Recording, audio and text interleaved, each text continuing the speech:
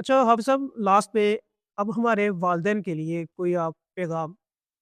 बस वालिदैन के लिए यही पैगाम है कि बच्चों के साथ बैठें 2-4 घंटे, जहाँ अपने लिए टाइम निकालते हो, जहाँ कारोबार के लिए टाइम निकालते हो, या अपने अपने बच्चों के बराबर लिए भी निकालें। बच्चों के लिए ज़रूर निकालें। वरना बच्चे पूछेंगे, "अब्बा जी, आपने सारे दिन में कितने पैसे कमाए? कितनी दिहाड़ी कमा लेते हो?" वो कहेंगे, "जी, 1000 कमा लेता हूँ।" तो बच्चा कहीं से चोरी करके इधर से पकड़ के कहेगा, "अब्बू ये लो ₹1000 आज मेरे पास है।"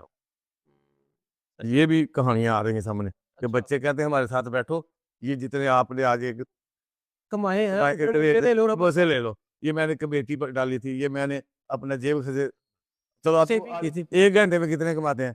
मैं जी 200 कमाता, अबू ये ये 200 ले लो 1 घंटा मेरे पास बैठ गया। मेरे पास बैठ जब ये हालात पैदा हो जाएँगे, तो फिर कहाँ जाओगे? फिर औलादें जैसे अंग्रेज़ों की औलादें हैं, वो ओल्ड होम बन रहे हैं, हाँ। तो फिर वही सिलसिला चलेगा।